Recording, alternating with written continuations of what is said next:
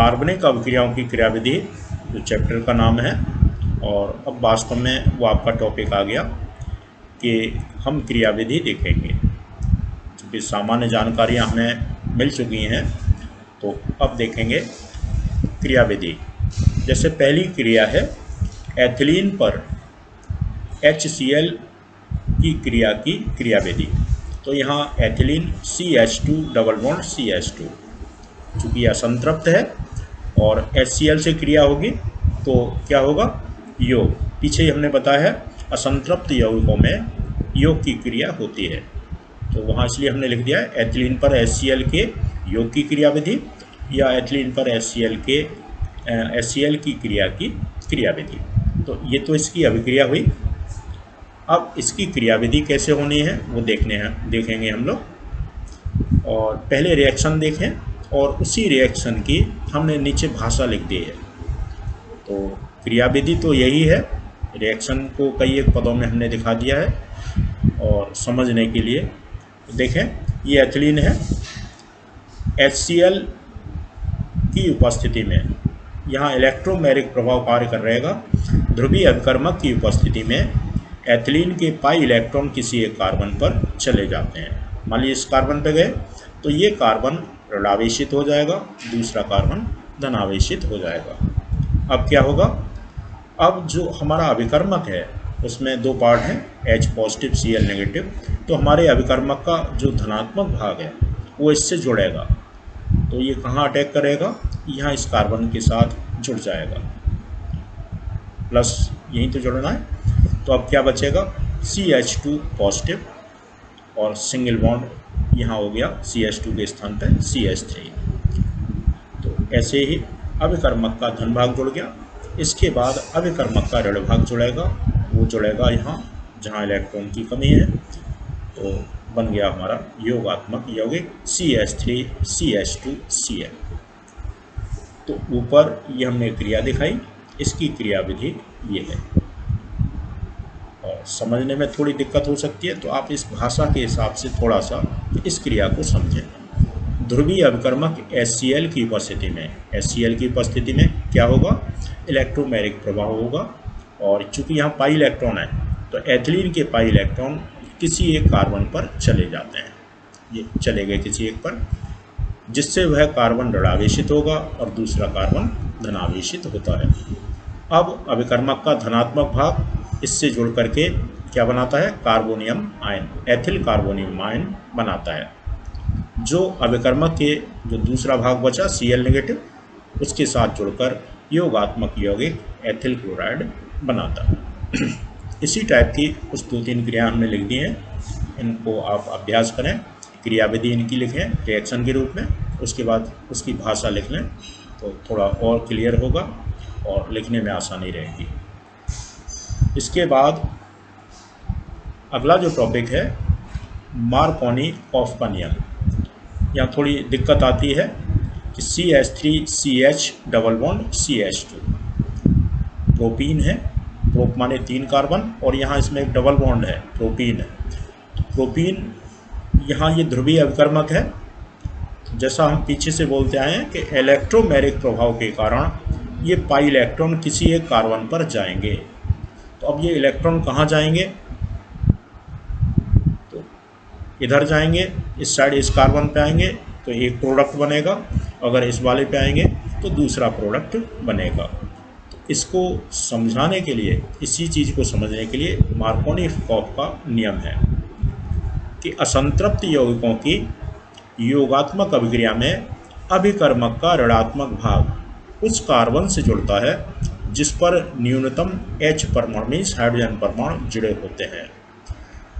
Markovnikov का नियम कहता है कि इसमें अभिकर्मक का जो ऋणात्मक भाग है मीन्स Cl नेगेटिव कहाँ जुड़ेगा, इन दोनों में से उस कार्बन पर जुड़ेगा जिस पर कम हाइड्रोजन परमाणु होंगे। तो यहाँ एक हाइड्रोजन है, यहाँ 2 है, मीन्स Cl यहाँ आना है।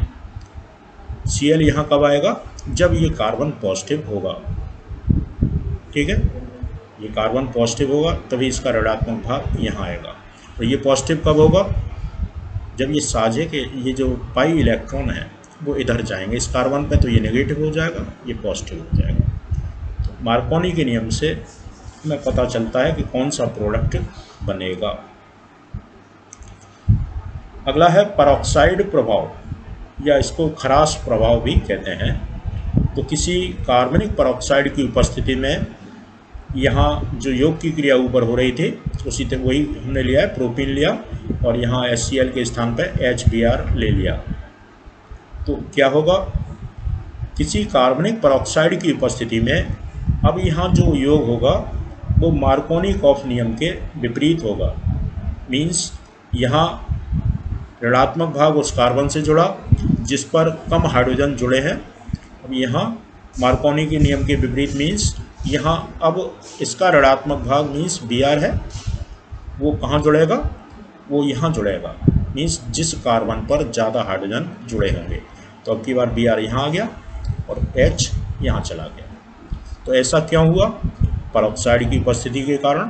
तो इसीलिए इसको कहते हैं परऑक्साइड प्रभाव। किसी कार्बनिक परऑक्साइड की उपस्थिति में असंतृप्त यौगिकों की योगात्मक क्रिया में अभिकर्मक का ऋणात्मक भाग उस कार्बन से जुड़ता है जिस पर अधिक H परमाणु जुड़े हैं।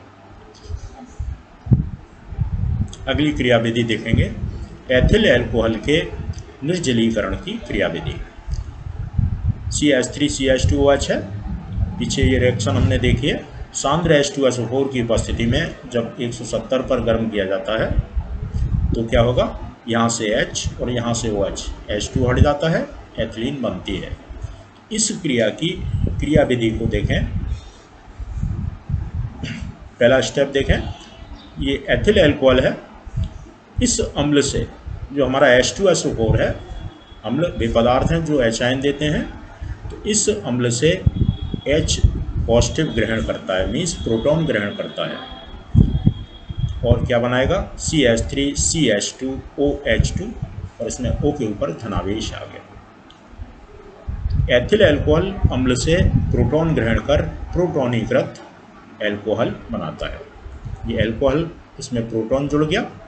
अब क्या होगा, इसमें से ये H2O हट गया, निकल गया, जो जल का एक अणु निष्कासित कर क्या बनाता है, एथिल कार्बोनियम आयन बनाता है।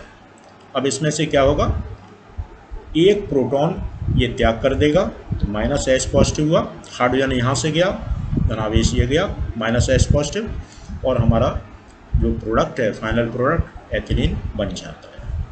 तो ये एथिल अल्कोहल के निर्जलीकरण की क्रिया की क्रियाविधि है। एक और देखें, एल्किल हैलाइड के बेहाइड्रो या थोड़ा सा बेहाइड्रोजनीकरण मीन्स मीन्स निकलना, हिंदी में बे लिखते हैं, अंग्रेजी में DED। बी मीन्स निकलना, किसका निकलना, हाइड्रोजनीकरण, हाइड्रोजन का निकलना है यहाँ, लेकिन यहाँ थोड़ा सा छूट रहा है, बेहाइड्रोहेलोजनीकरण। एल्किल हैलाइड है, CH3CH2Br, एथिल ब्रोमाइड है, इसका क्या हो रहा है, यहाँ से एक H और यहाँ से Br, क्या निकला, हाइड्रोजन हैलाइड। इसका निकलना कहलाएगा बेहाइड्रोहेलोजनीकरण।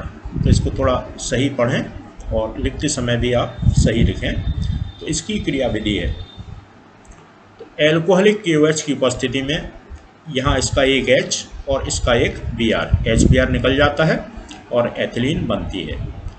इसकी क्रियाविधि देखें, CH3 में से एक H हमने अलग रख लिया और यहाँ इस CH2 के साथ यहाँ Br जुड़ा है ये पहले से।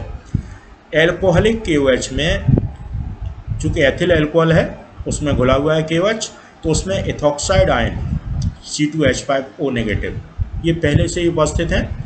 तो ये एथिल अल्कोहल में से इथॉक्साइड आयन जो मिले वो यहाँ से अटैक करते हैं और इस हाइड्रोजन को ग्रहण करते हैं, हमारा एथिल अल्कोहल बन जाता है। दूसरी ओर से जो अणु हैं उसमें से इधर से Br इन इलेक्ट्रॉन को लेके Br नेगेटिव के रूप में अलग हो जाता है। तो ये इलेक्ट्रॉन यहाँ गए और ये इलेक्ट्रॉन इधर चले गए, मीन्स ये पॉजिटिव और नेगेटिव मिलके बना लेंगे CH2 डबल बॉन्ड CH2। तो ये इसकी क्रिया की क्रियाविधि है। और